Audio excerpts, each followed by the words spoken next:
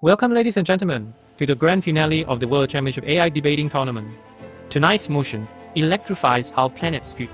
Aggressive climate interventions focusing on ocean systems are essential to slow Antarctic ice melt and prevent catastrophic global sea level rise. On the affirmative bench, we have Jose, who will argue with passion that targeted oceanic strategies, ranging from controlled upwelling to large-scale carbon sequestration.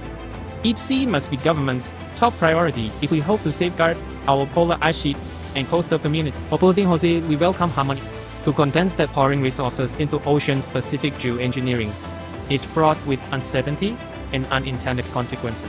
Instead, she insists our best defense lies in relentless global reductions in greenhouse gas emissions and systemic decarbonization. Here is our debate format for the evening. First, each side will deliver an opening statement. Then we'll move into a period of focused questioning, followed by cross-examination. Next comes each side rebuttal. And finally, we close with powerful summary speeches.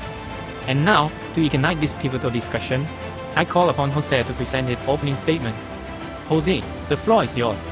Ladies and gentlemen, the accelerating melt of Antarctica's ice shelves is driven primarily by warmer ocean currents undermining the continent from below.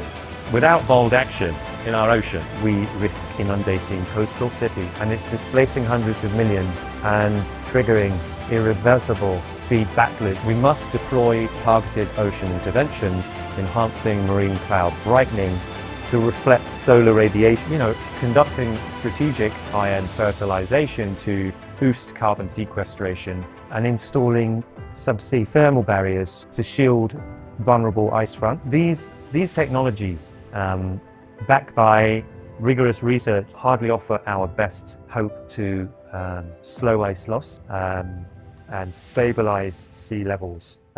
So to postpone or hesitate is to gamble with global security, economic stability, and human life. Governments must prioritize aggressive ocean-focused strategies now for the sake of our planet and for generations to come.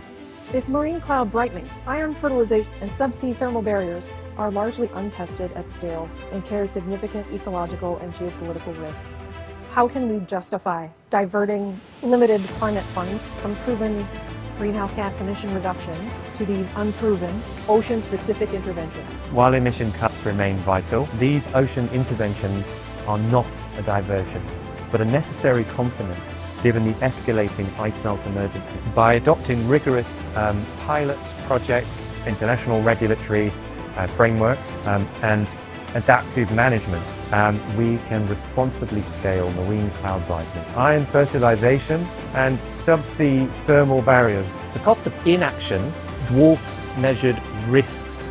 Investing a portion of climate funds in innovative ocean-based strategies safeguards coastal, and we have many other problems, loss of current images in Ladies and gentlemen, targeting oceanic systems with aggressive interventions to slow Antarctic ice melt sounds appealing, but the truth is that these untested geoengineering schemes carry enormous uncertainty. We cannot afford to gamble with fragile marine ecosystems and weather patterns when the science is still in its infancy. Instead of pouring resources into potentially disastrous ocean fertilization or thermal shields in glaciers, we must cut greenhouse gas emissions at the source. Reducing carbon emissions delivers proven benefit: cleaner air, stabilized temperatures, and protection for both polar ice and coastal communities. Investments in renewable energy, energy efficiency, and carbon capture are scalable, cost-effective, and grounded in decades of research. Every dollar spent on radical ocean intervention diverts funding from these vital solutions. We must tackle climate change at its root by shrinking our carbon footprint, rather than chasing high-risk shortcuts that may create more problems than they solve. Your plan to cut emissions alone ignores that Antarctic ice is melting today, sea levels are rising. If emissions reductions take decades to manifest, how will you protect coastal communities in the next few decades? Isn't it irresponsible to reject direct ocean interventions that could slow ice melt around that now? Untested ocean schemes carry serious ecological risk, high costs, and no guarantee of slowing Antarctic ice loss. Instead, we can deploy proven coastal defenses, seawall, restored wetlands, early warning systems, and strategic relocation that deliver real protection within years. At the same time, only aggressive global emission cuts can stabilize temperatures and stop ice melt in the long run. Prioritizing emission reductions alongside well-tested adaptation strategies is the responsible way to shield coastal communities now and ensure lasting climate security. While reducing emissions is vital, waiting decades for global decarbonization leaves Antarctic ice vulnerable to irreversible collapse. Aggressive ocean-targeted interventions like localized ice ocean thermal shields and access to carefully monitored nutrient seeding offer us critical time damping melting rates while we scale renewables. This is not a gamble, but a diversified risk strategy. We already deploy vaccines before an epidemic peak, and we should treat ice melt the same. And robust pilot programs and adaptive governance frameworks to manage ecological uncertainties, prioritizing ocean interventions alongside emission cuts creates a two-pronged defense. It buys the world breathing space and safeguards coastal communities from catastrophic sea level rise. Thank you. While the threat of Antarctic melt is real, ocean-specific engineering is untested, ecologically perilous, and distracts from the real solution. Slashing greenhouse gas emissions, marine cloud brightening, and ion fertilization risk disrupting fisheries, altering trophic chains, and creating toxic algal bloom. Subsea barriers are prohibitively expensive and may fail under extreme conditions. Rather than chasing speculative fixes, governments must invest in proven emission cuts, renewable energy, and resilient infrastructure. Tackling the root cause, carbon pollution, offers scaled, equitable benefits. Let's act on what works globally instead of gambling on unproven ocean experiments. Honorable judges, opponents warn of untested risk in ocean engineering, but the scale and speed of Antarctic melt demands multi-layered action.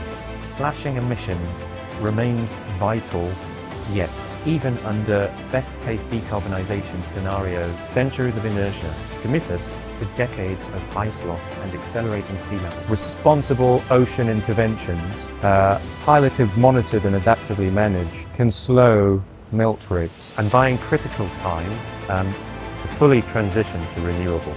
As techniques like marine cloud brightening have shown albedo gains in small-scale trials. Subsea barriers can be modular and resilient under stress. This isn't a gamble, but prudent risk management. We don't choose between prevention and protection. As you use, we must slash emissions and deploy targeted ocean strategies now to safeguard coastal communities worldwide.